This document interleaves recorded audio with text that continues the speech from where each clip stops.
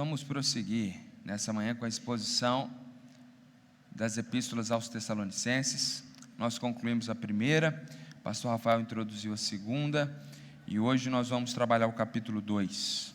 Em ocasião da viagem, nós vamos antecipar, eu exponho o capítulo 2 hoje, semana que vem o pastor César vai expor o capítulo 1.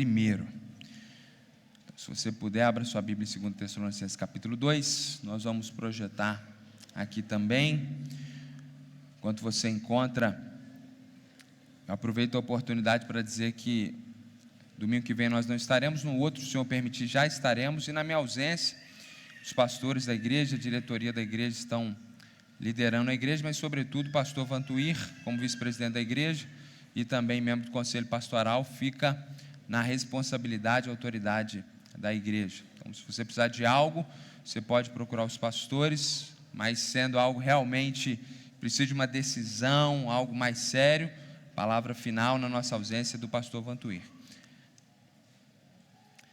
Meus irmãos, nós vamos expor aqui, 2 Tessalonicenses capítulo 2, nós vamos falar algumas verdades a respeito da segunda vinda de Cristo e a respeito do anticristo, que talvez não seja tão clara para você. Nosso objetivo aqui é olhar para o texto bíblico e desfazer alguns maus entendidos e algumas más compreensões. Nós queremos trazer verdades bíblicas a respeito da segunda vinda do Senhor, sobre o anticristo. E quando eu era adolescente, aqueles que acompanham a minha idade vão se lembrar, tinha um vídeo no YouTube, foi visto por muita gente, e até recentemente alguns certamente viram, que falava que o anticristo seria o Papa João Paulo II. Alguém viu esse vídeo nessa época? Tem alguns irmãos. O homem ainda estava vivo e eles diziam que ele morreria e ressuscitaria, dando evidência, sim, de que seria o anticristo. Pois bem, o homem morreu, não ressuscitou. Bento XVI assume o papado da igreja romana, e eles então começaram a dizer que após a saída do Bento XVI, João Paulo II se levantaria. Pois bem, temos agora um argentino no poder, e João Paulo II aguarda a ressurreição no último dia. Ficou claro então que ele não era o anticristo. Nesse processo, eu lembro também quando Barack Obama, por ter uma descendência islâmica, assume a presidência dos Estados Unidos, muita gente asseverou que certamente esse seria o anticristo. Também não foi. E quando Macron assume a presidência da França, país historicamente libertino e liberal, eles então começam a dizer que o anticristo seria o Macron. Alguns ainda acreditam nisso porque ele ainda está em voga. E agora, o último personagem da história contemporânea que as pessoas têm apontado como anticristo é o Elon Musk. Várias teorias, vários vídeos, até livro escrito. Nesse processo começaram a surgir teorias interessantes, que o anticristo necessariamente precisa ser um líder muçulmano. Por quê? Existe 1,4 bilhão de muçulmanos no planeta, é a maior religião do mundo. Se o anticristo for uma figura comunista, que é contra qualquer ato religioso, junto com a igreja, sofrerão também os muçulmanos, porque os muçulmanos também acreditam em Deus, inclusive no mesmo Deus que o nosso, apesar de perspectivas distintas e equivocadas. O ponto é, eles começaram então a apontar, possivelmente esse anticristo teria que ser um muçulmano, porque ele perseguiria judeus, perseguiria cristãos, enfim. E agora, eu vi um vídeo, tem uns dias, eu já tinha tido essa conversa com a Aline, e a Aline já tinha feito alguns devaneios nessa direção, e o vídeo apontava nesse sentido. Certamente alguns receberam, né? Porque quando o pastor recebe, significa que a igreja inteira já assistiu. Então, falando que o anticristo está ligado com a inteligência artificial. O que eu quero dizer com isso, gente? Que essas opiniões todas, e todas essas certezas, e aqui está o perigo, quando a gente tem muita certeza, é tudo elaborado à luz do que está diante dos nossos olhos. Por exemplo, no período da Reforma Protestante, a maior parte dos reformadores, Lutero, por exemplo, tinha certeza de quem era o anticristo. E eles não acreditavam que o anticristo estava por vir, eles acreditavam que o anticristo já estava na terra. Quem era o anticristo na perspectiva de Lutero e dos reformadores? O Papa. Eles não acreditavam que seria, acreditavam que era. O que eu quero dizer para vocês é que a cada geração a igreja pinta o seu próprio diabo. Ou seja, a igreja, olhando para a realidade que ela vive, ela começa a conjecturar de quem é e de quem não é o anticristo. Esse tipo de raciocínio, de reflexão, não seria um problema, a não ser pelo fato que muitos cristãos começam a equiparar essas conjecturas a verdades bíblicas. E elas começam, então, essas pessoas, olhar para essas conjecturas como fossem certezas, começam a ficar ansiosas, preocupadas, com medo, com espírito aflito, enganadas por essas mentes criativas e até corajosas, que começam a querer dizer quem é e quem não é, dar detalhes a respeito do final dos tempos, e os cristãos começam a ficar preocupados a cada nova tecnologia que surge. Quando surgiu o código de barras, as pessoas ficaram desesperadas, com a certeza que essa seria a marca da besta. E aí começou a se falar do chip, que todo mundo já tem no smartphone, e que já está implantado em vários lugares subcutaneamente, e as pessoas continuam alarmadas e desesperadas. Lá no início da igreja, os crentes da igreja de Tessalonicenses passavam pelo mesmo problema. Tinha muita conjectura, muitas ideias equivocadas, e o povo estava ficando atribulado, com tantas perspectivas equivocadas a respeito da vinda de Jesus e do anticristo. Então, o problema da igreja de Tessalônica, em certo sentido, é o mesmo problema nosso. Talvez o erro e a compreensão equivocada não é o mesmo, mas havia um pensamento equivocado que estava gerando na igreja ansiedade e preocupação, como muitos irmãos ficam às vezes alarmados e preocupados com alguns vídeos que acabamos assistindo. Então nós vamos ler 2 Tessalonicenses capítulo 2, olha o que a palavra de Deus nos ensina. Irmãos, no que diz respeito à vinda de nosso Senhor Jesus Cristo e à nossa reunião com Ele, pedimos que vocês não se deixem demover facilmente de seu modo de pensar, nem fiquem perturbados, quer por espírito, quer por palavra, quer por carta, como se procedesse de nós, dando a entender que o dia do Senhor já chegou. Ninguém, de modo nenhum, os engane, porque isso não acontecerá sem que primeiro venha a apostasia e seja revelado o homem da iniquidade, o filho da perdição, o qual se opõe e se levanta contra tudo o que se chama Deus ou é objeto de culto, a ponto de assentar-se no santuário de Deus, apresentando-se como se fosse o próprio Deus. Vocês não lembram que eu costumava lhes dizer essas coisas quando ainda estava com vocês? E agora, vocês sabem o que o detém, para que ele seja revelado a seu tempo. Porque o mistério da iniquidade já opera e aguarda somente que seja afastado aquele que agora o detém.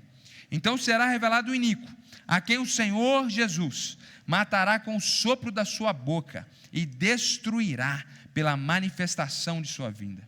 Ora, o aparecimento do iníquo é segundo a ação de Satanás, com todo poder, sinais e prodígios de mentira, e com todo engano de injustiça aos que estão perecendo, porque não acolheram o amor da verdade para serem salvos. É por esse motivo que Deus lhes envia a operação do erro, para darem crédito à mentira, a fim de serem condenados todos os que não creram na verdade, mas tiveram prazer na injustiça.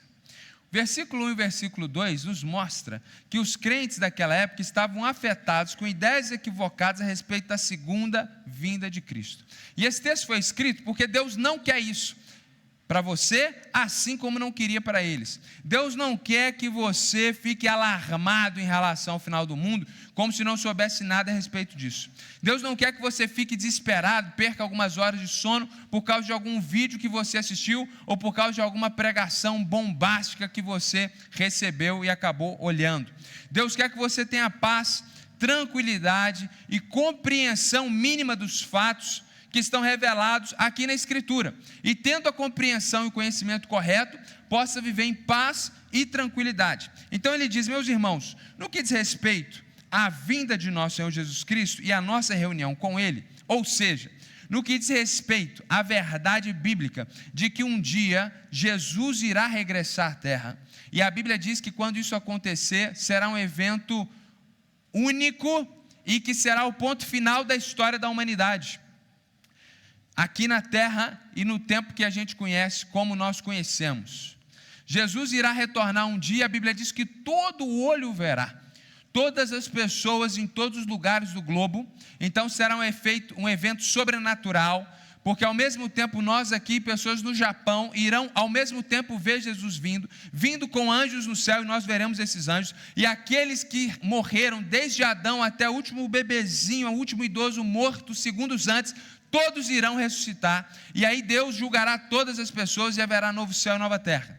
Essa é a verdade a respeito da segunda vinda do Senhor, e a nossa reunião com Ele, porque quando Ele vier, a sua igreja, nós que estivermos vivos, seremos num piscar de olhos transformados, esse corpo será revestido de glória, ficaremos com um corpo glorificado como o corpo de Jesus depois que Ele ressuscita, um corpo que não morre mais, que não fica doente mais, um corpo que agora não terá mais os efeitos da queda, teremos a plenitude da nossa humanidade e da nossa biologia, e seremos levados pelos anjos, encontraremos Jesus nos ares, para ir para o novo céu e nova terra que Ele há de criar naquele dia. Os que morreram em Cristo também serão ressuscitados com esse corpo glorificado, e encontraremos o Senhor. A respeito dessa verdade, da vinda do Senhor e o nosso encontro com Ele, Deus não deseja que vocês se deixem demover facilmente do seu modo de pensar. Não fique seguindo qualquer ideia nova que surge na escatologia. Ou em outras palavras, não é qualquer vídeo que vai fazer algum apontamento sobre essas verdades do fim, que você deve rapidamente, facilmente, começa a acreditar naquilo.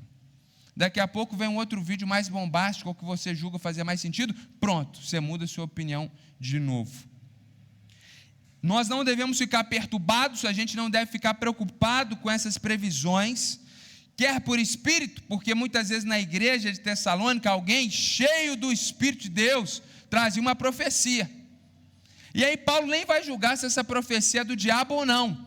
Ele vai dizer: olha, se é por um espírito, ou alguém supostamente movido pelo Espírito de Deus, se é por uma palavra, por uma pregação de alguém, se é por uma carta, como se procedesse de nós, ou seja, fosse uma carta apostólica, mas a gente não sabe a veracidade, dando a entender que o dia do Senhor chegou. Ou seja, não mude a opinião diante da verdade bíblica, não mude a opinião por qualquer fator que vier a acontecer. Então eu lembro de um tio-avô meu, falei outro dia dele aqui, tio Zezé, que era uma bênção, se converteu na Assembleia de Deus, já na casa dos seus 40 anos de idade, e depois já de muitos anos seguindo Jesus, ele me deu esse testemunho. Uma irmã veio e, cheia do Espírito de Deus, profetizou que andar de bermuda na rua levava as pessoas para o inferno.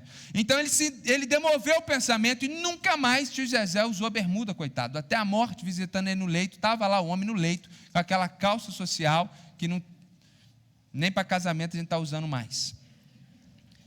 Um espírito que profetizou. As cartas que vinham da época, hoje são os livros, os e-books, que a gente de repente lê e fica impressionado com toda aquela matemática, aquela numerologia escatológica. Então, quer seja livros, cartas, palavras, sejam equiparadas às pregações, não mude seu ponto de vista, se você tem um ponto de vista bíblico, por causa dessas questões. Aí o verso 3 diz, no final do verso 2 diz, dando a entender que o dia do Senhor já chegou. Qual era o problema da época? Paulo não estava certo se tinha sido uma pregação, algo que eles leu, ou até mesmo um espírito profético na igreja, mas eles tinham chegado à conclusão ali em Tessalônica que o dia do Senhor já tinha chegado. O que isso significa? Primeiro tem que confessar que é muito difícil a gente precisar exatamente o que significa isso. Existem algumas possibilidades de interpretação. A mais provável é que o juízo final já tinha começado, só que ele não era ao mesmo tempo em toda a terra, como a Escritura ensina. Aqueles irmãos estavam entendendo que o juízo final já tinha começado em alguma cidade, e Jesus estava vindo, julgando e fazendo apocalipse pelas metades, e em algum momento chegaria até Tessalônica. Uma outra possibilidade é que eles tinham uma compreensão que esse juízo final estava tão próximo de acontecer, coisa de dias ou semanas, que o texto bíblico diz, Paulo diz aqui, que é como se eles crescem, né, que o dia do Senhor já chegou, tamanha a iminência do acontecimento do cataclisma que estava por vir. Na verdade, essa é a interpretação mais plausível. A gente fica até pensando se alguns deles acreditavam como essa teoria novíssima que a gente tem aqui, de 150 anos, que é a teoria dos deixados para trás, a teoria de que de repente a gente vai sumir, que não tem lastro nenhum na história da igreja. Respeito se você pensa assim, mas estudando a Bíblia você vai ver que isso muito possivelmente é um grande equívoco, até porque 1800 anos de igreja, ninguém nunca pensou nisso, a não ser aqui uma sugestão que eles tinham essa ideia, que o arrebatamento, olha, já começou a acontecer, já tem crentes sumindo, sendo arrebatados, e ele vai colocar isso como uma coisa errada, se for isso aqui. Enfim, a gente não sabe, de fato, o que significa isso, o dia do Senhor começou, mas aquilo estava levando a igreja a ficar preocupada, com muitos crentes que assistem determinados vídeos, ficam ansiosos, mandam para o pastor, e que bom que mandam para mim, porque aí a gente pode esclarecer, fico feliz quando isso acontece. E por outro lado, essa teologia errada estava gerando um problema na igreja, que a gente já viu aqui em 1 Tessalonicenses, viu aqui já no ano passado que o pastor Rafael fez o doutor da carta, e veremos no capítulo 3 com mais detalhes. O que estava acontecendo em Tessalônica? O pessoal estava largando os empregos, o pessoal não queria mais trabalhar, os preguiçosos estavam maravilhados com essa escatologia, Jesus está voltando, maravilha, e até quem não era preguiçoso, estava abandonando o trabalho, para evangelizar o máximo de pessoas possível talvez, ou para ficar orando, esperando a vinda do Senhor, a gente não sabe, mas o ponto é que Paulo, muitas vezes aqui aos Tessalonicenses, ele fala sobre a importância de trabalhar, porque muita gente não estava trabalhando por causa dessa visão, que o dia do Senhor já começou, o juízo final está às portas, daqui a alguns dias a gente não vai estar mais aqui. Isso começou a gerar um problema muito sério na igreja, porque as pessoas começaram a empobrecer, a ação social da igreja não dava conta. Enfim, Paulo então, a partir do verso 3, inspirado pelo Espírito, vai mostrar que ninguém deve enganar vocês, porque isto, ou seja, a vinda do Senhor Jesus para o juízo final e o nosso encontro com Ele, será precedido de dois acontecimentos. Primeiro, venha a apostasia. Jesus não vai voltar sem que venha a apostasia. E depois, seja revelado o homem da iniquidade, o filho da perdição. O que isso significa? Que você não será arrebatado para ver Jesus, nem o mundo vai acabar até que venha a apostasia e até que o anticristo se levante. E aí vamos trabalhar um pouco sobre essas questões, primeiro explicando o que é essa apostasia. A ideia de apostasia, ainda que o texto não vai explicar muito nesse texto sobre apostasia, mas vai falar mais a respeito do anticristo, Paulo trabalha o conceito de uma forma única, só com uma palavra. A ideia de apostasia é a ideia de um momento onde os cristãos, e aí eu uso aspas, porque isso não pode acontecer com os verdadeiros cristãos, mas com os cristãos nominais, eles irão apostatar da sua fé, ou seja, haverá um momento em que a maior parte daqueles que se dizem cristão irão abandonar a sua fé, vão deixar de se identificar como cristãos, ou pelo menos terão uma apostasia prática, não vivendo o evangelho efetivamente e tendo uma fé somente nominal, e não praticando efetivamente o cristianismo. Então a gente pode entender que esse período de apostasia é um período onde as pessoas abandonam efetivamente a fé, e também pessoas que continuam dizendo eu sou cristão, eu sou evangélico, mas eles não praticam a sua fé mais. Paulo prevê pelo Espírito um momento histórico onde isso ocorra de forma global, para que isso faça sentido naturalmente. Naquele período, não estava acontecendo apostasia. Pelo contrário, a fé cristã estava crescendo exponencialmente. A cada dia uma igreja nova era plantada no Império Romano. Apesar da forte perseguição, a igreja estava avançando poderosamente. Então não fazia sentido a gente pensar que Jesus retornaria imediatamente. Hoje, nós já temos um contexto mais interessante nesse aspecto, porque na maior parte do globo, a apostasia já está acontecendo com os cristãos. E existem alguns lugares que a igreja está nascendo, como lá na Ásia, debaixo de forte perseguição, mas no mundo cristão, que é o Ocidente, a apostasia já é total e completa na Europa, não existe mais igreja praticamente. Estados Unidos, o número de igrejas fechando, eu falei aqui outro dia, o número inclusive, é absurdo, se fecha mais igrejas que igrejas nascem nos Estados Unidos. Canadá também sofre, e no Brasil a gente já tem um desaceleramento da fé cristã. Então parece que aqui no Ocidente nós estamos caminhando pelas pessoas, substituindo a cada dia mais uma fé autêntica e verdadeira em Jesus pelo secularismo, pela paixão pelo tempo presente. As pessoas não estão abandonando Jesus para abraçar uma outra religião transcendental, mas abandonando Jesus pelos afazeres do dia a dia. E aí a gente percebe, isso vimos na Europa, estamos vendo nos Estados Unidos, já está começando aqui no Brasil. O que acontece? Essa geração não traz mais, na sua maioria, os seus filhos para a igreja, não discipula os filhos efetivamente, a igreja está em terceiro, quarto plano. Isso, historicamente, faz com que, naturalmente, esses filhos dos evangélicos não sejam mais evangélicos, porque não faz sentido nenhum. Um menino que vem na igreja uma vez a cada mês, 2 vezes no mês, quando ele virar adolescente, que ele queira vir aqui. Você que faz um bom trabalho, corre um risco efetivo dele chegar na adolescência e não querer vir mais, porque ele começa a pensar por si mesmo, e aí é o momento dele tomar uma decisão. Agora, você que traz seu filho esporadicamente, não queira você depois dizer: não, filhinho, não vai para a balada não, você tem que vir para a igreja, você tem que ir no culto jovem. Se você vem no culto 1 vez, 2 vezes no mês, e isso é um movimento histórico, e é sinais palpáveis da apostasia. É assim, a gente não discipula os nossos filhos, a gente não prioriza a igreja e não prioriza o Senhor, e os nossos filhos estão aprendendo com isso. E não adianta querer delegar para a salinha infantil, achando que eles vão fazer milagre aqui no 3º andar, porque o pessoal aqui não está com essa unção toda não. Se você não fizer seu papel em casa, na vida, e efetivamente, você está contribuindo para o processo. Então a apostasia hoje, ela é muito mais plausível do que no primeiro século. E aí nós temos um detalhe, é que a apostasia está ligada com a manifestação do filho da perdição.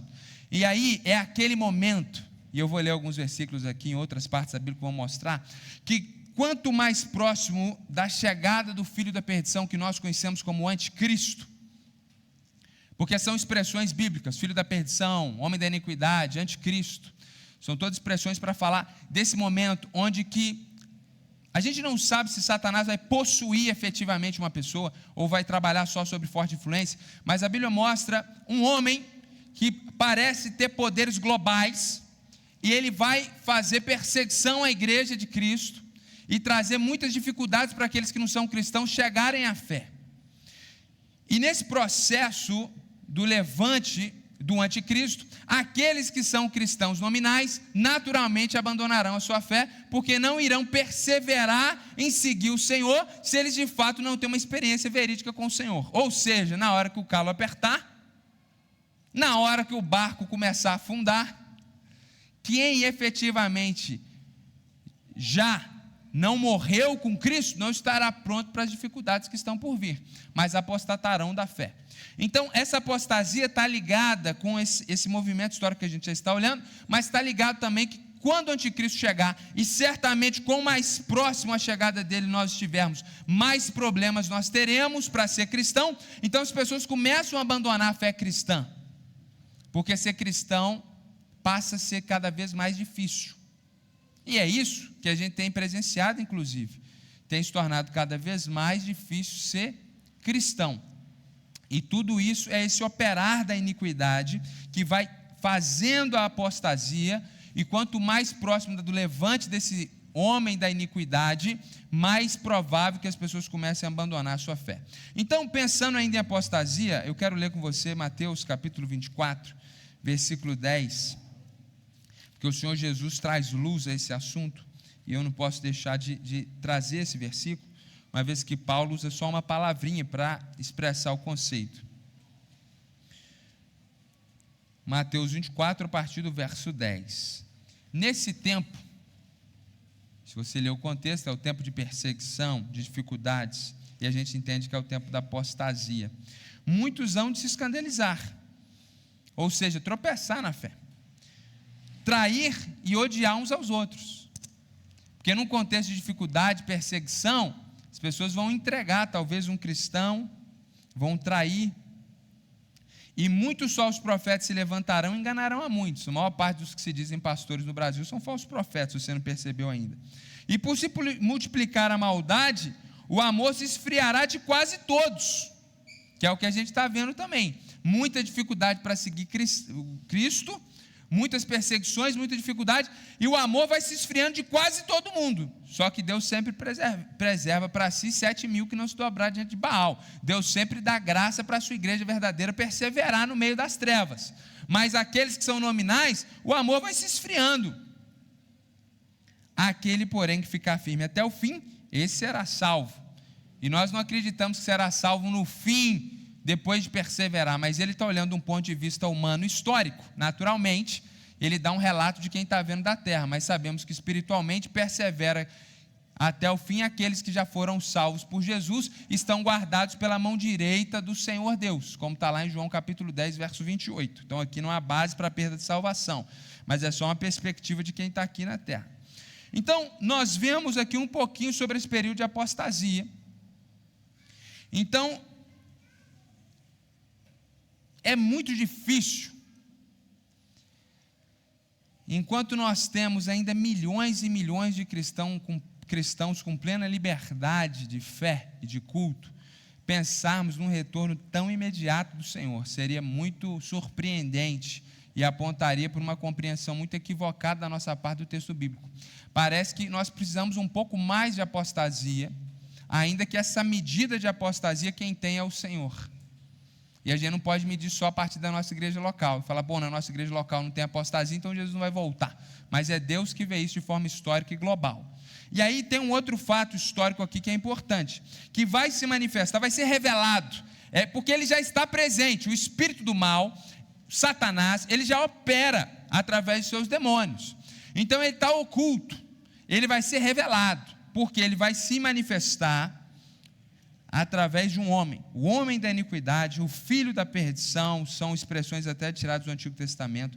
Esse homem se opõe, se levanta contra tudo que se chama Deus ou objeto de culto. Daí essa ideia de que ele seria um líder comunista. Só que manter a ideia de que ele seria um líder comunista é colocar nessa perseguição junto com os cristãos, os muçulmanos, o que seria uma coisa muito louca, né? Cristãos e muçulmanos morrendo junto nas mãos do anticristo.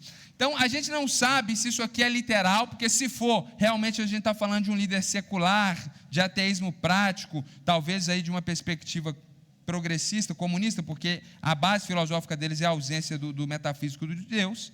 Mas pode ser, e eu acredito nisso, se levanta contra tudo que se chama Deus, não qualquer Deus, mas o Deus verdadeiro. Então ele vai se opor contra todas as perspectivas do Deus verdadeiro. E aí, nesse sentido, ele não precisa ser um comuna ou um ateu, ele simplesmente precisa ser contra as ideias cristãs. É isso que eu acredito aqui, que não é qualquer Deus, mas a ideia verdadeira de Deus. E o texto bíblico diz que ele vai se assentar no santuário de Deus. Uma interpretação literal aqui vai levar as pessoas a acreditarem que o templo de Salomão, destruído e reconstruído 2 vezes, vai ser reconstruído pela 3ª vez. Essa é a teoria. Porque onde estava o templo de Jerusalém, o templo de Salomão? Lá onde hoje nós temos o 3º lugar mais sagrado do Islã, lá no Domo da Rocha. Para o templo de Jerusalém ser reconstruído, precisa acontecer uma coisa, um cataclismo, um terremoto, para derrubar aquilo lá. E isso certamente vai envolver guerras e conflitos geopolíticos. porque para o templo ser reconstruído, algo muito sagrado do Islã precisa ser destruído. Então, aqueles que entendem esse texto de forma literal, acreditam que esse líder global do mal, ele vai reconstruir esse templo em algum momento, e ele irá efetivamente se considerar Deus, e entrar no templo de Jerusalém, lá no Santo dos Santos, e exigir adoração. Eu particularmente não acredito desse jeito. Eu acredito que também aqui essa profecia ela é metafórica. Quando o texto bíblico diz que ele vai se assentar no santuário de Deus, apresentando-se como se fosse o próprio Deus, é uma metáfora no sentido que ele vai se colocar contra a fé cristã, tendo a fé cristã como uma fé fundamentalista, macabra, que faz mal para as pessoas. Ele se opõe então contra a verdadeira fé e contra o verdadeiro Deus, e ele se assenta no lugar de Deus, ou seja, ele vai querer ser adorado, mas não literalmente, mas é ele que vai exercer esse papel divino de trazer à humanidade sentido, paz, se colocando no lugar de Cristo. Inclusive, esse é o significado etimológico da palavra anticristo. O anticristo, etimologicamente, não é aquele que é contra Cristo, mas é aquele que se coloca no lugar de Cristo. E por que eu penso que isso é uma metáfora? Porque no templo de Jerusalém nunca houve nenhuma cadeira para ninguém se sentar. Então, pensar nisso aqui de forma literal, a pergunta é, da onde eles vão tirar uma cadeira? Porque nunca teve esse conceito de alguém se assentar no templo. Nunca existiu isso na história do judaísmo. Então eu acho que isso aqui é uma metáfora, para falar que ele vai se colocar nessa posição. E não é um absurdo pensar que ele vai exigir algum tipo de veneração, religiosa ou não, porque isso já aconteceu no passado em muitas outras culturas. Aí ele diz, verso 5, antes, deixa eu ler com você aqui, 1 João capítulo 2, verso 18, que é um texto importante para nós também.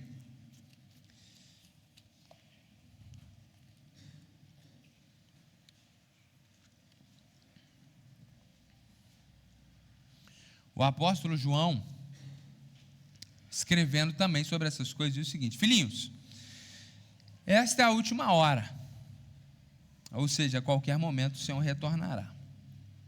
E como vocês ouviram que o anticristo vem, como Paulo está dizendo, o anticristo vem, o filho da perdição, o homem da iniquidade. Também agora muitos anticristos já têm surgido, por isso sabemos que é a última hora. Se você somar esse texto de 1 João com o texto de Paulo, o que nós entendemos? Que Satanás, ainda que com poderes limitados, ele está trabalhando e operando, e usando muitas pessoas para perseguir a igreja, para fazer mal à igreja, para fazer mal às pessoas e impedir que elas compreendam o que é o evangelho. E muitos anticristos já estão surgindo, porque o espírito anticristo, que é o espírito do diabo, ele já está no mundo. Então, quando Lutero diz o anticristo é o Papa, porque ele se coloca no lugar de Cristo querendo veneração e dizendo que ele que faz a ponte até Deus, Lutero não está errado, Lutero está correto. Quando nós olhamos para as estruturas do nosso tempo e vemos aqui no nosso sistema brasileiro governamental as bestas do Apocalipse, a gente não está errado, porque muitos anticristos, pessoas que querem se colocar na posição de Jesus, eles já estão se levantando e vão se levantar, porque o espírito anticristo já está trabalhando. Mas haverá um dia que o anticristo, o grande líder da iniquidade, da maldade, irá governar, e efetivamente nós entendemos que globalmente. E aí a gente volta lá para o texto, 2 Tessalonicenses, que diz o seguinte: 5. Vocês não lembram que eu costumava lhe dizer essas coisas quando eu ainda estava com vocês? A gente não lembra porque a gente não estava lá. E como que eu queria estar? Como que eu queria saber o que Paulo ensinou efetivamente, não só no resumo aqui da carta. Mas ele traz alusão a essas verdades, e eu quero que você lembre-se dessa pregação a partir de hoje, e quando tentarem demover o seu pensamento com um videozinho de 3 minutos bombástico, uma coisa que alguém acabou de inventar, lembre-se dessa pregação e traga à sua memória essa pregação. E agora, vocês sabem o que o detém o anticristo, para que ele seja revelado a seu tempo, porque o mistério da iniquidade já opera, ou seja, como vimos em 1 João, o espírito anticristo já está no mundo, ou seja, Satanás já está trabalhando, só que de forma misteriosa, ou seja, uma forma que não é vista, mas uma hora, como a gente viu, há de ser revelado. e ele aguarda somente que seja afastado aquele que agora o detém, versos 6 e verso 7.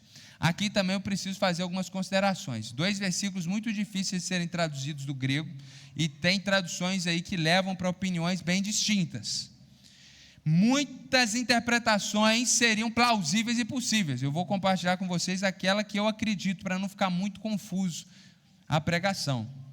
Eu creio que a única pessoa que pode deter o avanço da maldade e da iniquidade, o único que pode impedir que o anticristo se manifeste efetivamente, é o Senhor Deus.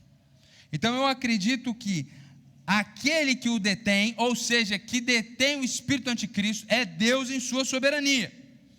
E no tempo que Deus desejar, finalzinho do verso 6, ele vai ser revelado, porque Deus assim irá permitir. O espírito da iniquidade, o mistério da iniquidade já está operando. Satanás já está orquestrando a vinda do anticristo. Mas ele não pode vir, ele aguarda até que seja afastado aquele que agora o detém, até que Deus, na sua soberania, permita isso. Em linhas gerais, teoricamente, essa é a compreensão de que Deus está impedindo, e quando Deus, na sua soberania, permitir, Satanás irá vir. Aí a pergunta da mente perspicaz é: por que Deus permitiria então que o anticristo venha? A gente já responde daqui a pouquinho. Mas eu ainda quero trazer um detalhe aqui, também que é de perspectiva, que eu sei que alguns não compreendem dessa forma, mas eu quero compartilhar o que eu creio. Apocalipse capítulo 20, verso 1 e 2. Eu creio que o homem da iniquidade é um homem que estará debaixo de forte influência satânica. Só que o apóstolo João viu, na minha compreensão, quando Cristo ressuscitou e expôs, como diz em Colossenses, publicamente principados e potestades na cruz, vi descer do céu um anjo, que tinha na mão a chave do abismo e uma grande corrente. Ele segurou o dragão, a antiga serpente, que é o diabo Satanás, e o prendeu por 1000 anos. Lançou-o no abismo, fechou e pôs um selo sobre ele, para que não mais enganasse as nações, até que se completasse os 1000 anos. Depois disso é necessário que ele seja solto por um pouco de tempo. Eu creio dessa forma, que Satanás está com seus poderes limitados, porque também eu não acredito que tenha efetivamente uma corrente, até porque ele é um ser espiritual, mas Deus, na sua soberania, através de seres aqui espirituais, estão limitando o poder de Satanás, e nos últimos dias esse poder vai ser liberado, e ele vai sair para enganar as nações, que é o momento que se manifesta então o homem da iniquidade. Então, o que nós aprendemos do verso 3 até o verso 7, e o verso 8, parte A, lá de 2 Tessalonicenses: então será revelado o iníquo. O que nós aprendemos? Que a vinda do anticristo será precedida, a vinda de Cristo será precedida pela apostasia e pela vinda do anticristo. Então vamos retomar a linha de raciocínio. Paulo está dizendo, e eu digo para os irmãos: não fiquem preocupados, perturbados, achando que Jesus vai voltar essa madrugada, não sai daqui desesperado. Essa não é uma pregação sensacionalista. Geralmente as pregações nesse sentido é cheio de sensacionalismo, porque quer aprisionar as pessoas e manipulá-las através do medo. Não sejam demovidos do pensamento correto por causa de qualquer videozinho. Antes de Jesus voltar, o anticristo precisa se manifestar e precisa vir na apostasia. A apostasia, ela está bem presente de certa forma, e tudo indica que o anticristo a qualquer momento pode tomar o poder. A Bíblia não fala por quanto tempo o anticristo ficará no poder até que Jesus volte. Essa ideia dos 7 anos só, eu também não creio que é bíblica. Pode ser mais, pode ser menos. E talvez o anticristo já esteja no mundo operando, só que a gente efetivamente não saiba quem é o anticristo, porque em nenhum momento a Bíblia está dizendo isso, que quando o anticristo vier, Deus vai revelar o CPF, o passaporte dele para os cristãos. Então, da mesma forma, quando o Cristo veio a primeira vez e ninguém entendeu, meia dúzia por causa da graça de Deus, e ainda que mataram o Salvador do mundo, porque entendiam as profecias todas erradas. Às vezes nós estamos esperando um homem, 1,89 m, com olho tal, de sangue tal, CPF tal, e o anticristo vai vir, ele vai escrever 666 na testa. Ai, meu Deus, chegou o capeta. Gente, a probabilidade do anticristo já estar operando é real. E a gente está esperando que algo vai vir, até porque Jesus falou uma coisa várias vezes no Novo Testamento, e outros até repetiram, não só Jesus disse, que o dia do Filho do Homem virá como o quê? Como um ladrão. Se o anticristo é esse aí que está tatuado meia na testa, que tem chifrinho saindo, que ressuscita os outros, que sentou lá, Jesus não vai vir como ladrão não, está na cara que Jesus está chegando. Está doido? Construiu o templo. O que eu falei?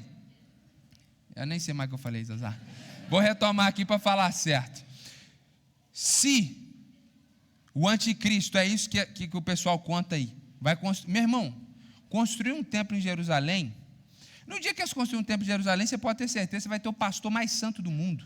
Eu nunca mais eu vou orar 5 horas por dia. Porque, meu irmão, se é desse jeito, levantou o anticristo, todas as evidências, Jesus não vai vir como ladrão não, todo mundo vai saber, daqui uns anos ele vai vir. Acabou. A gente não pode saber a hora certinha, mas acabou. Se você é cristão, não vai poder pôr o chip. Se pôr o chip, você vai para o inferno. Se for tudo isso que o pessoal fala, como é que vai vir como ladrão? Então eu sou dessa perspectiva de que talvez o anticristo já está operando. Independente se é o Macron, às vezes o Satanás já está operando aí. E Jesus vai rasgar o céu em qualquer momento, talvez. Mas o que eu quero dizer para você é que, apesar dessa compreensão, o que o texto está asseverando é que você não fique preocupado, ansioso. A gente não sabe exatamente como o anticristo virá, e não há evidências que o anticristo ainda já está no mundo efetivamente.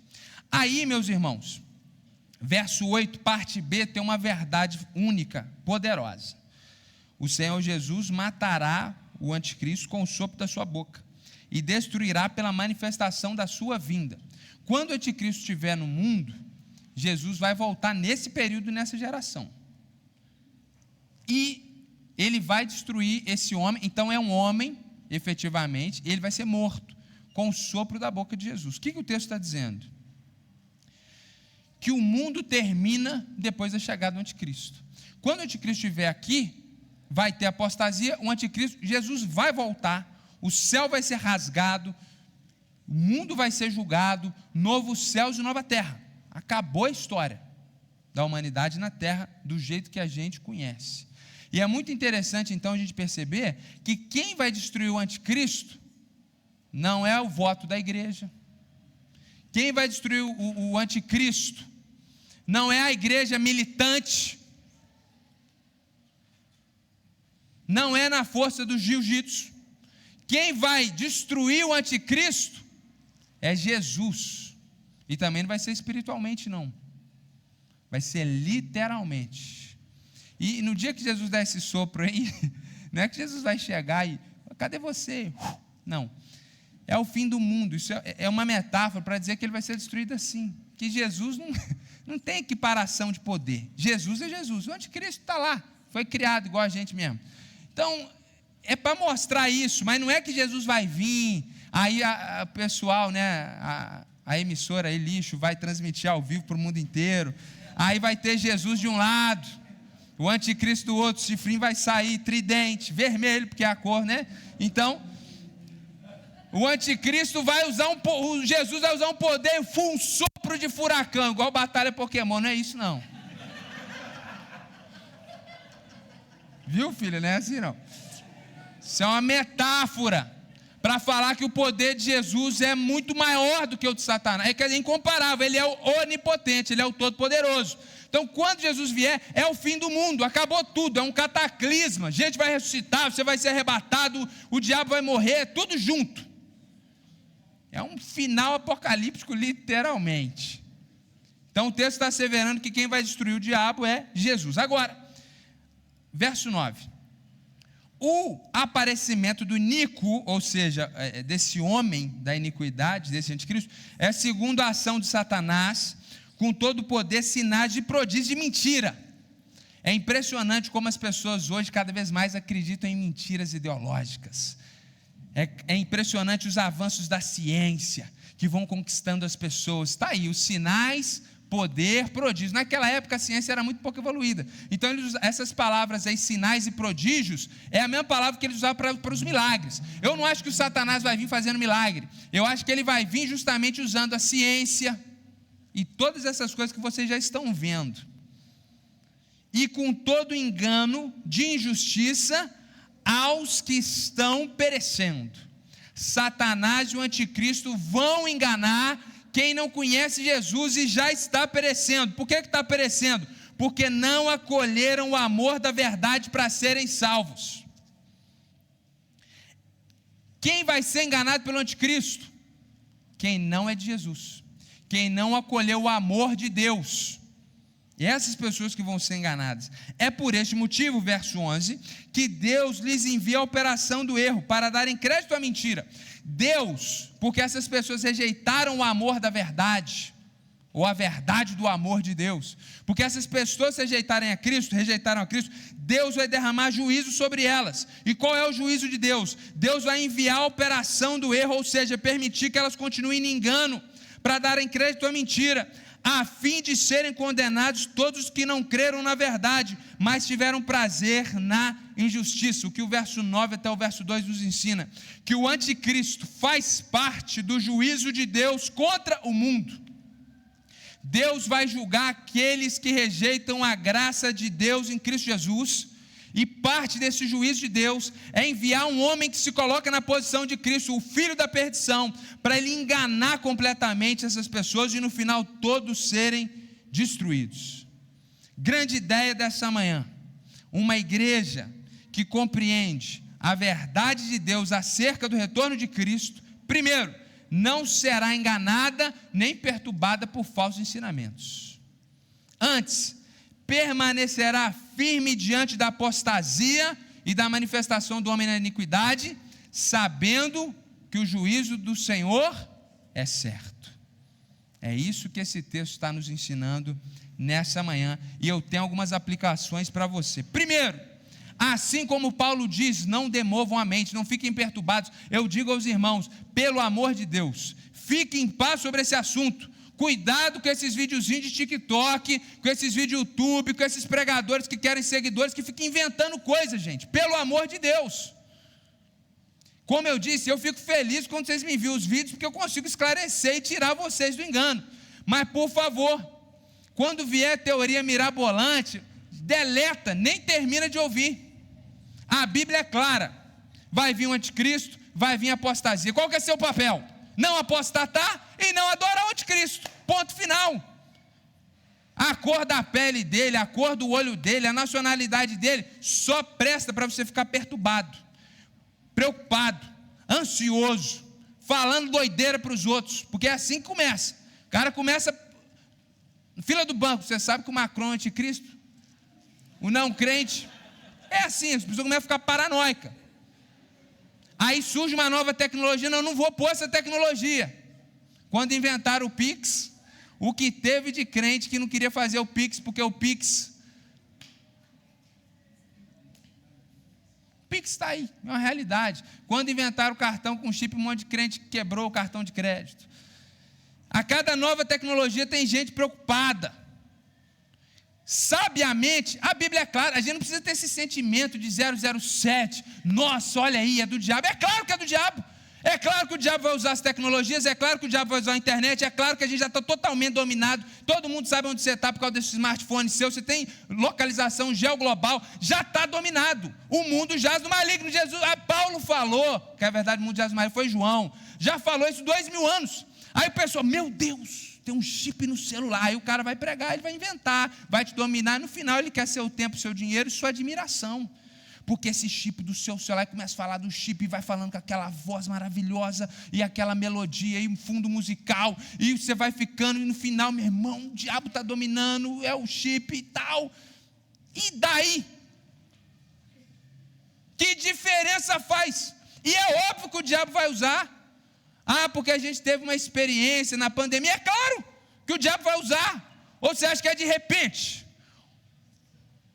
O mundo está lá na Idade Média, de repente vai vir um homem com computador, com internet.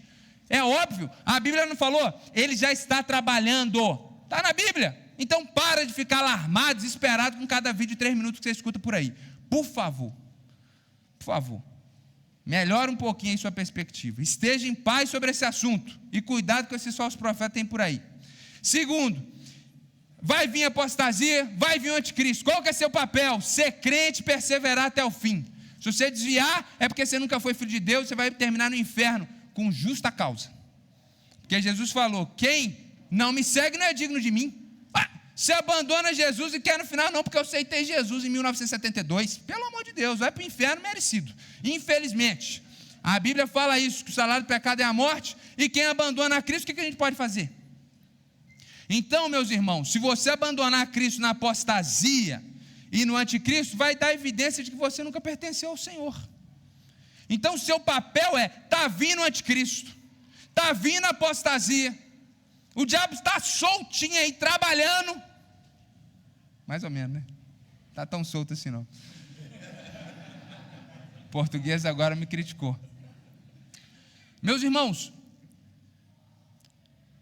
não adianta a gente ficar com essas questões mirabolantes se a gente não está se preparando hoje. Como você se prepara para chegar no anticristo? Lê a Bíblia todo dia, pelo amor de Deus. Ora, abandone os seus pecados, viva uma vida santa, acabou. Resistir ao diabo, e ele fugirá de vós. O anticristo vai vir, mas não vai mexer contigo, porque você é pedra 90, cheio do poder de Deus. Você está, agora meu irmão, está aí totalmente nas unhas do diabo já. E aí fica preocupado com coisinha, para de perder tempo, viva uma vida reta e santa, esteja preparado, apostasia e governo do anticristo. Terceira aplicação, a Bíblia diz, a gente acabou de ler aqui, quem que vai ser enganado pelo anticristo? Verso 9, verso 10, e com todo engano de justiça aos que estão perecendo. Só vai ser enganado pelo anticristo quem não é crente de verdade, ou quem não pertence a Jesus. Então, meu irmão, pode ficar tranquilo, sossegado. Eu falei isso aqui quando a gente pregou sobre a marca da besta. Pode ficar tranquilo e sossegado, meu irmão.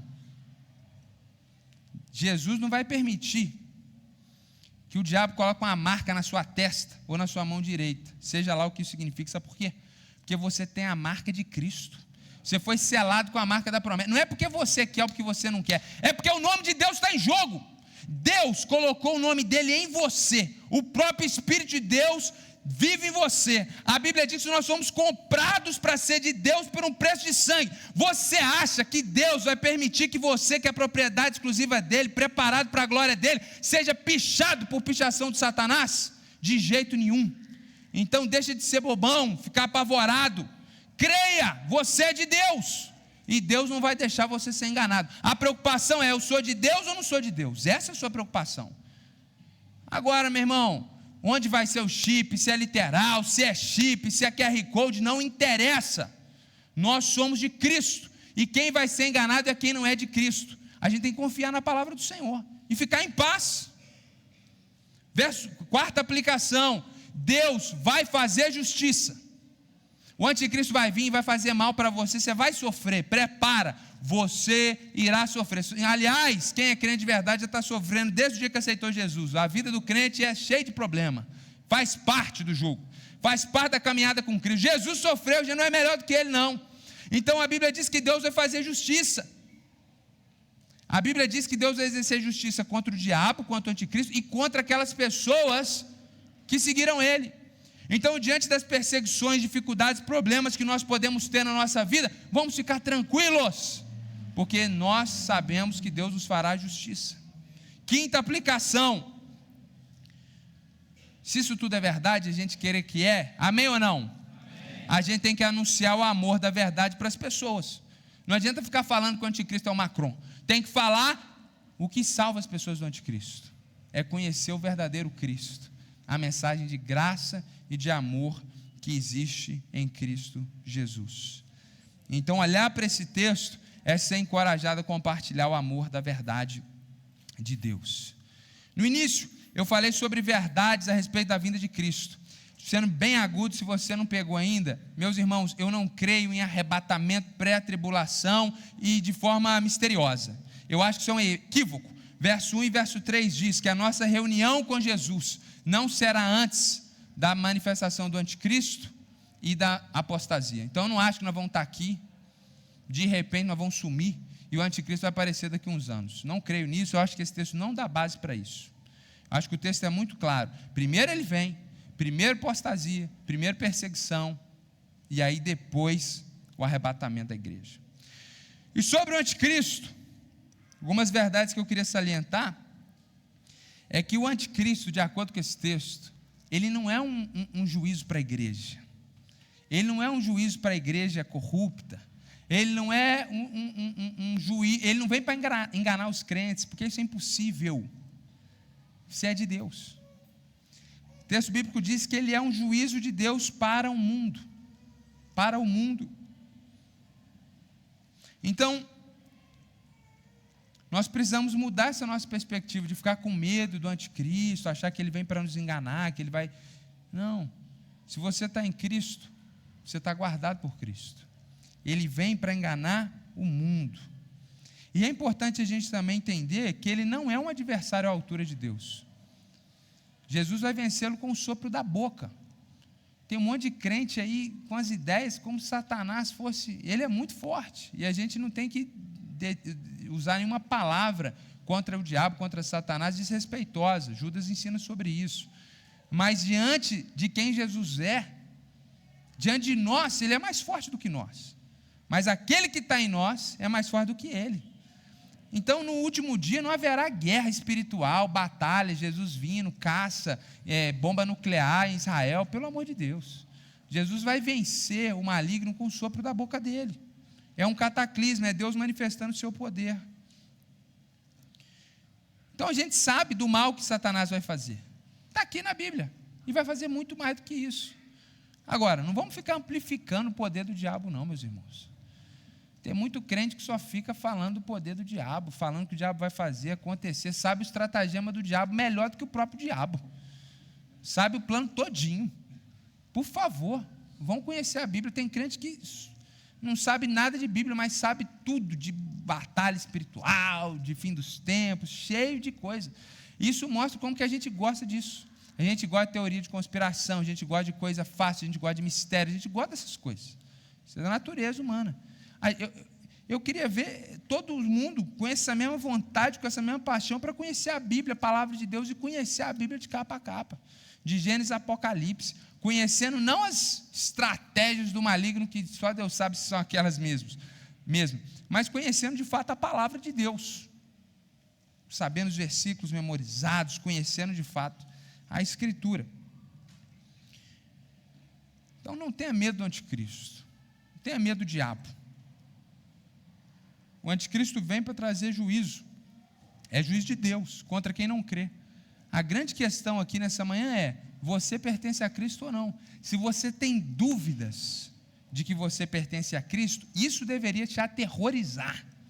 Não é que vai vir um anticristo, o que tem que te aterrorizar é que se você não pertence a Cristo, não é que você vai ser enganado, você já está completamente dominado, que espiritualmente não existe neutralidade. Ou você é de Cristo, ou você está morto nos seus delitos e pecados, sendo conduzidos pelos príncipes das potestades do ar.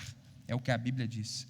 Mas o Senhor te chama, essa verdade de Deus, através do amor de Cristo Jesus, para que você seja livre não só hoje de Satanás, mas do anticristo que virá e da perdição eterna. O Senhor te chama para a salvação efetiva e para te libertar de todas essas coisas. Então, se você está aqui e não tem certeza de que você pertence a Cristo, toma uma decisão hoje e agora. A Bíblia diz que todo aquele que invocar o nome do Senhor será salvo. E a apostasia significa crente nominal, crente dentro da igreja, que vai se revelar que nunca foi crente de verdade. Então, por favor, seria muito triste que naquele momento, alguém aqui sentado do nosso lado, o pastor da igreja, um líder da igreja, você que está chegando... Eu era lá da Ibsu e de repente aí você ser tomado pela apostasia. Tenha certeza que você pertence a Cristo Jesus. Porque ser da Ibsu, ser da membresia da igreja, frequentar a igreja, não significa nada. O diabo vai passar por cima de você como um trator. Você tem que pertencer a Cristo. Você tem que estar alicerçado na rocha. Você tem que estar inserido no corpo de Cristo, porque o diabo não pode tocar em Cristo, nem no seu corpo. Amém, meus irmãos? Vamos orar então. Deus é bom. Fica de pé. O Ministério Louvor já pode se posicionar. Após essa oração, nós vamos cantar o louvor. Se você trouxe seu dízimo e sua oferta, você pode entregar aqui no gasofilácio, ou pode até fazer isso também de forma digital. Tem QR Code, Pix aí, no envelope no banco à sua frente. E aí depois, pastor Sérgio, cadê o pastor Sérgio? Vai fazer a oração final da bênção apostólica, tá bom? Vamos orar, meus irmãos, feche seus olhos, por favor. Senhor Deus, esse texto, Pai, mostra para nós algumas verdades. A primeira delas, Senhor,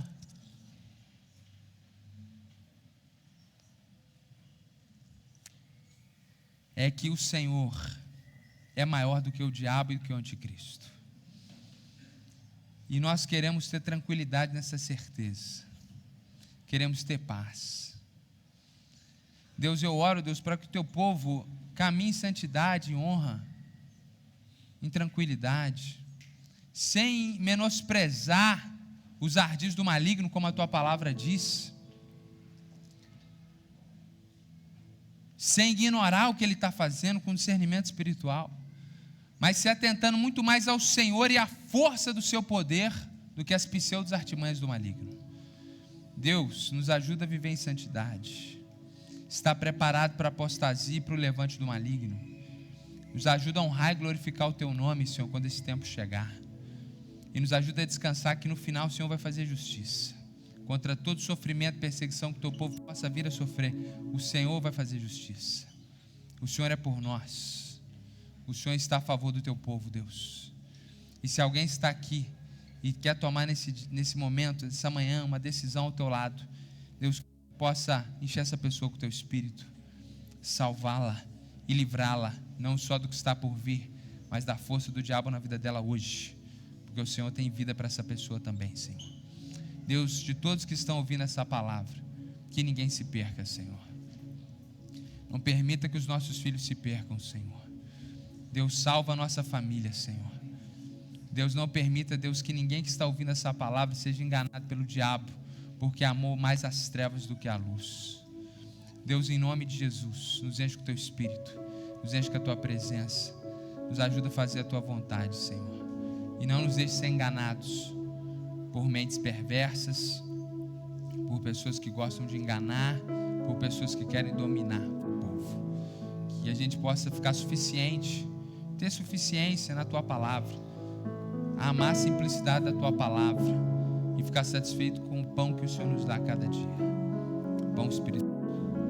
Deus, os irmãos vão almoçar aqui, que seja um almoço abençoado. Nós consagramos a comida ao Senhor, nós oramos que o Senhor abençoe cada irmã, cada irmão que está ali, Deus, desde cedo, ontem, durante a semana, preparando com todo carinho. Deus, muito obrigado pela vida deles. Deus, e abençoa o teu povo, e que à noite o teu povo esteja aqui adorando e engrandecendo o nome do Senhor. Em nome de Jesus que nós oramos. Amém, Senhor.